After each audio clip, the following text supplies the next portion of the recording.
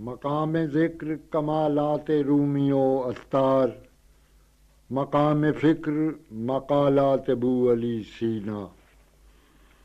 اقبال کا یہ شعر اس کے ایک چھوٹے سے قطعے سے ماخوذ ہے جس کا عنوان ذکر و فکر ہے۔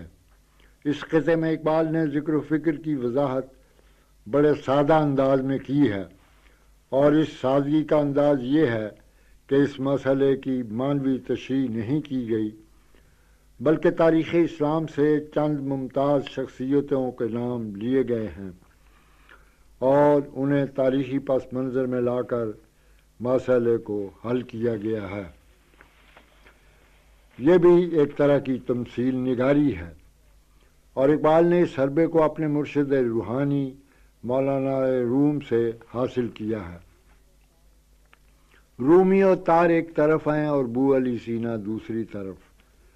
رومی و تار روحانیت کے علم بردار اور ابو علی سینا حکمت و فلسفہ کے پرستار۔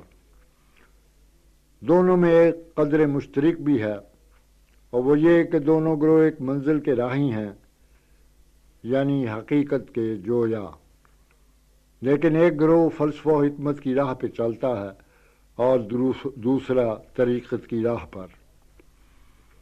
اقبال کے نزدیک یہ دونوں راہیں سالک جستجو کے دو مختلف مقام ہیں۔ اقبال نے اس مقام کو متعین کرتے وقت ایک اہم نقطے کی طرف اشارہ کیا ہے، اور وہ نقطہ علم الاسماء کا ہے۔ خدا پاک کے ارشاد کے مطابق آدم کو فرشتوں پر اس لیے ترجیح دی گئی کہ اسے اشیاء کے علم سے نوازا گیا تھا۔ چنانچہ وہ اس قطعے کا آغاز یوں کرتا ہے: یہ ہیں سب ایک ہی سالک کے جستجو کے مقام، وہ جس کی شان میں آیا ہے علم الاسماء۔ اور وہ کا اشارہ آدم یعنی انسان کی طرف ہے۔ یہ دو مقام گویا عقل و عشق کے ہیں، اور عقل و عشق کی باہمی آمیزش ہی سے سالک راہ کی جستجو کی صحیح سمت اختیار کرتی ہے۔